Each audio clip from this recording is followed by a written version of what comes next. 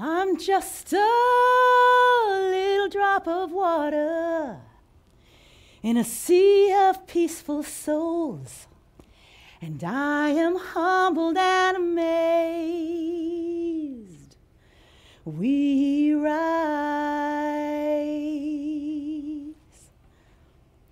It's hard to imagine that the mission that has provided over 200,000 people with clean water and sanitation in Asia and Africa all started with that song, We Rise.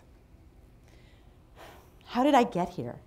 With people like Jane and Kay and Laura and all these amazing people, how did I get here? I was a preschool teacher and a professional jazz singer in New York City. I used to sing Old MacDonald Had a Farm in the daytime and scat in the evenings. How did I get here? Well, on Tuesday, September 11th, 2001, I didn't want to go to work, so I called in sick when I should have been getting off the train in the basement of the World Trade Center when the planes hit to teach my preschool class. I realized on that day that my life as I knew it was over. Suddenly, being in the new Ella Fitzgerald or winning 5 Grammys all of a sudden didn't matter anymore. I started to ask myself different questions. Why am I here? Why wasn't I there? And what do I do now? So I did what my heart told me to do. I'm a songwriter. I wrote a song, We Rise. And it was all about people coming together and rising from tragedy. And I had this crazy idea that I was going to build a 1,000,000-voice choir around the world to sing it. So I gave up my life, gave away all my belongings, took my guitar and my backpack, and I started to travel around the world with what very little money I had, inviting people to be part of this global peace movement. Now, one of the main themes of the song was the notion that it takes a single drop of water to start a wave. So that was my invitation, to invite people to see themselves as that powerful drop of water, that our every thought, that our every word, our every action will ripple out, and it will impact those around us. So weirdly enough, I got to be known as the water lady, the lady singing for water. And I got invited to sing, of all places, the United Nations Water for Life Conference. And it was there that I found out that there was a global water crisis. Who knew? I mean, I found out that 1 in 8 people in the world did not have access to fresh water. That every 15 seconds, a child died from water-related disease. That on any given day around the world, over half the hospital beds are occupied by people who are sick from water. Kofi Annan said, "The human right to water is indispensable for leading a life in human dignity. It is a prerequisite for the realization of other human rights." The statistics that shook me to the core when I was sitting at that conference was that women and girls are the most disproportionately affected by the lack of access to water and sanitation. Because it's the women and girls who are the ones who are assigned the task of having to fetch the water and do all of the water-related chores, cleaning, cooking, washing, bathing. And sometimes, especially with climate change as it is now, sometimes it will take women upwards of 8 hours a day to fetch water and then to carry back about 40 pounds of water on their head, on their shoulders, on their back, risking injury from the uneven terrain and even getting maybe violently attacked. So what does that mean? That means women don't have opportunities for livelihood. They can't be productive. They can't earn money. They can't get a job. For girls, that means no education. 1 in 10 girls drops out of school at the age of 13, at puberty, because there are no water and sanitation facilities at school, and they have no place to wash themselves when they have their period. It was unfathomable to me to know that the lack of water was having that kind of impact on women, and the fact that women and girls couldn't get an education just because they didn't have water. And so when it came time to have the choir sing from all over the world, it was September 21st, 2004. We had over 100 cities and 60 countries singing from all over the globe in celebration of the United Nations International Day of Peace. And it was incredible. We had this amazing 6 minutes of united song. It was magical. And then again, what happened at minute 7? I had to ask myself that question again. What do I do now? And it was obvious. I did what my heart told me I needed to do. And that was to start working in water and start thinking about what it looked like to be able to provide sustainable services in water around the globe, and to start working and looking at providing women with the tools and the skills to be able to provide their own water and sanitation solutions.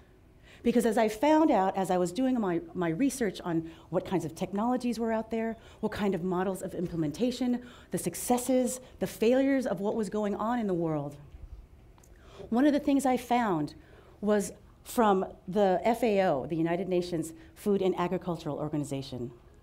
They had found that leaving women out of the decision-making process in planning any kind of water and sanitation solutions, that was the reason for the high rate of their failure. And I was thinking, how could you possibly not include women in these decisions? They are the ones who are the most affected. They're the ones who have the most interaction with water. They have the most at stake, and certainly they have the most that they would probably invest in. And women, as we know from so many different studies, they have the entrepreneurial spirit because they don't have access to the formal labor force, so they have to make do with their own. So it became very clear what the mission was going to be: to work with women and to train them so that they had the tools and the skills to be able to provide their own water and sanitation solutions without having to wait for someone else outside to provide it for them. And this was important because we needed to have women at these decision-making tables, because they were the ones, as I said, who would probably invest the most time and be the most impassioned about getting those water solutions in. So this is Manang Joshi. She's from Siasio in the Philippines. We opened an office called the Single Drop for Safe Water in the Philippines in 2006. We received the Echo and Green Award for building sustainable water organizations that could provide services and generate income from them. I met her because her organization had received some funding to build a water system in their community. And because of our expertise in helping communities to design their own solutions and to create organizations that could manage it and generate income from it, we were called in to support them. During the design process, we had found that there was one spring that could service 2 villages, not just one, but 2 villages. Hundreds of people would have access to water. But it was on somebody's private property. So they had to get permission from the landowners to be able to use that water. So in came Manang Joshi, who is a retired principal and a retired elementary school teacher. And she probably knew every single person in that community because she probably taught them at one point in their lives. And because she was part of the planning process from the beginning, she knew exactly how important it was to be able to get that water spring and have it be given to the community for use. And she knew exactly what to say to the landowners. And she was able to convince them to give the community access to the water. In fact, to own the spring. And in exchange, she got the community, because they had to move their house because it was right on the spring, she got the community to help dismantle the house, move it to another location, and rebuild it. And then they built the water system, which she was elected to become the president and managing this whole water system. And then there's Grace Mushongi. She's from Bukoba, Tanzania. When she came to us, she came to a training that we were hosting for the Global Women's Water Initiative, a program that I'm actually directing right now. And what we do is we train women to be water experts, be able to build different technologies like rainwater harvesting systems and toilets and filters. They also become educators where they can share best hygiene practices so people can reduce their risk of water-related disease. And then entrepreneurs, where they actually not only are able to sell their services and be able to get paid professional fees for building technologies, but they also make soap, shampoo, all of these different kinds of things to sell to generate income. And when she came to our training, we were a little worried about her because she was shy and she didn't talk much to anybody. And we weren't sure how much information she was absorbing.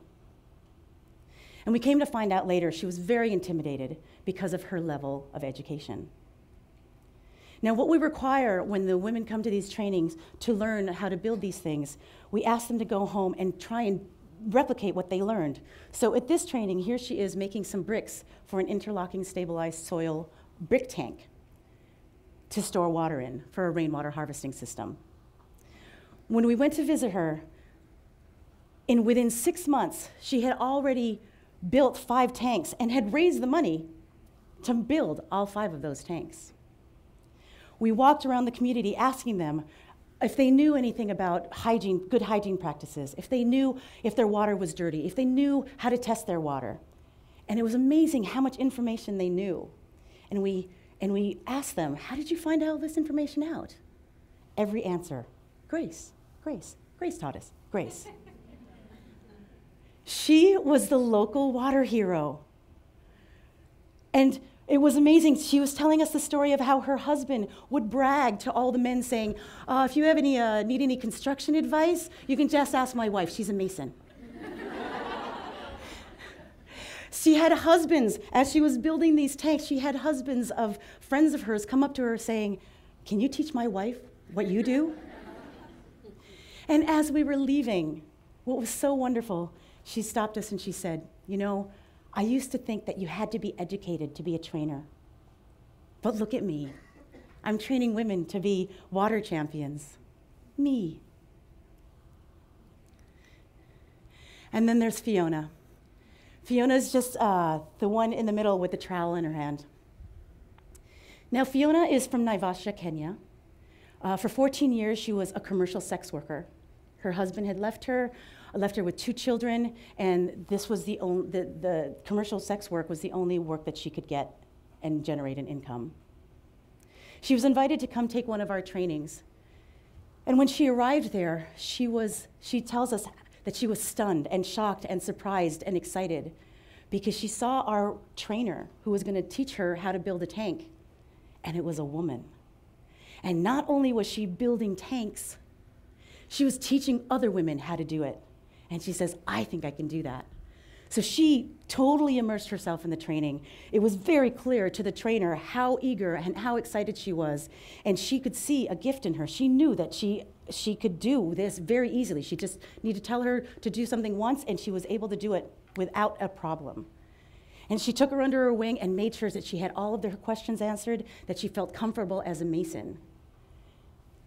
Fiona has since left her work as a commercial sex worker because she got offered a job to be the Water Sanitation and Hygiene Program Director for the organization that recommended her to us.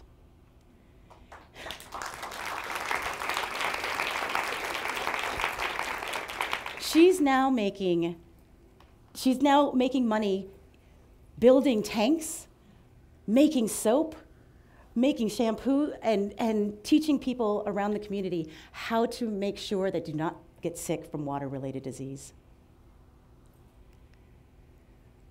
So these women, and I feel like we're all the same. Because we didn't go into this work thinking, I am going to impact 200,000 people and provide clean water to them in the next few years. None of us said that. The impact started when we found what our heart needed us to do. And it started when we decided to share that with other people. So I'd like to invite you to find out what that is in your heart, what it is your heart needs you to do. And just by the fact that you are sharing it with someone else, you are already having an impact and you're already well on your way. And everyone here is a powerful drop of water who's absolutely capable of changing the world. Thank you. Thank you, Gemma Bulos.